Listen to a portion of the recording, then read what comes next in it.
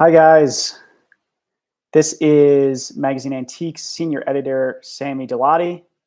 As you probably know, if you've watched any of the other streams, I am here today to introduce our new video, the Credenza Disambiguated, which is going live at 4:30 p.m. Eastern Time on our channel. I have a link below the description of this live stream. Go ahead and click that link now and get yourself ready for the premiere at 4:30, or wait until 4:30 and we can all watch it together. So this video, oh, and before I start, I should say I've relocated to Mexico City. That's why my setup looks a bit different this time. And I'm wearing a guayabera, which is a traditional shirt from Yucatan, Mexico. So here's a little extra culture and history before we get started. Moving over to Italy to talk about the credenza furniture form.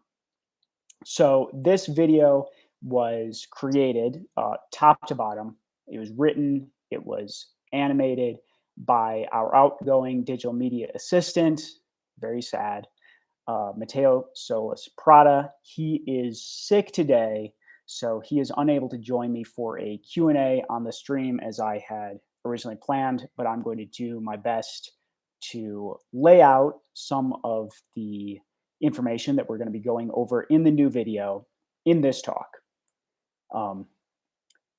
So with these videos that we do, they're often a chance to explore topics that their writers, be that me or Matteo or Jenna Marie Boots or John Raleigh Martinez, Michael Diaz Griffith, other writers who have done videos for us, to explore topics that, you know, we've wondered about and are part of, you know, sort of pop cultural understandings of the fine and decorative arts, but we've never really dug into and answered questions about.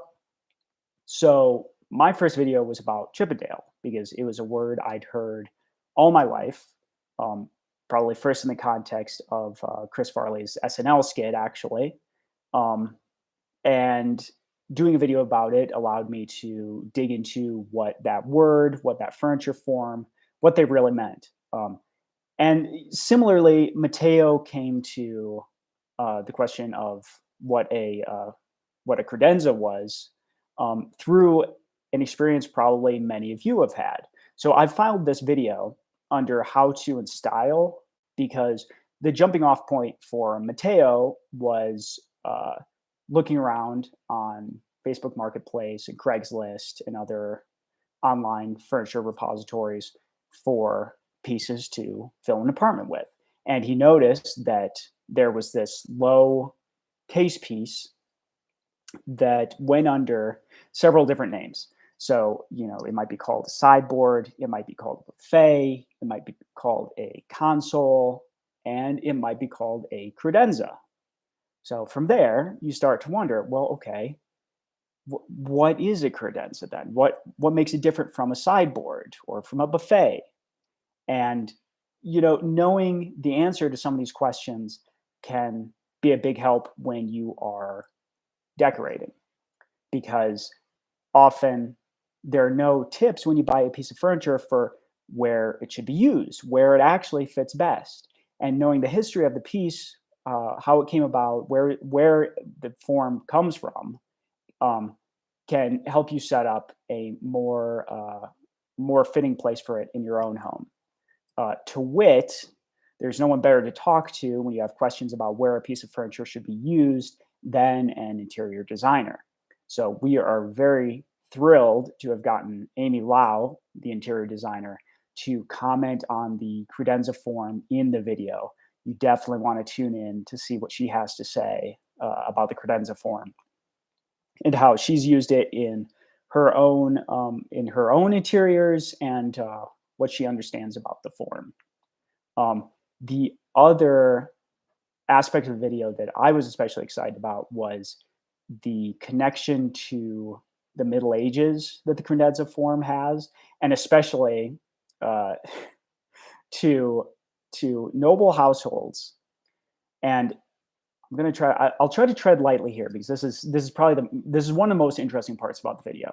But there was a practice in secular households uh, um, that has a weird like. So the furniture form has an analog in the church, the credenza in the secular world, and then the credence in the church, which is where a Eucharist is prepared in Catholic and perhaps Episcopalian traditions. But those two uses, the use for the credenza in the home and the use for the credence in the church, could not be more different. And I think everybody will really like that detail in the video. Um, if you're just tuning in, I'm going to say again, we have a video debuting in 30 seconds on the channel, link below. So come and watch it with us. It's about the credenza form. And the last thing I want to say, I left a link to this as well. Another of the inspirational pieces for this video was the credenza at the Met Cloisters in New York, 5 feet tall, almost 12 feet long. Also a link below, but it is time to stop talking. I'm ending the stream.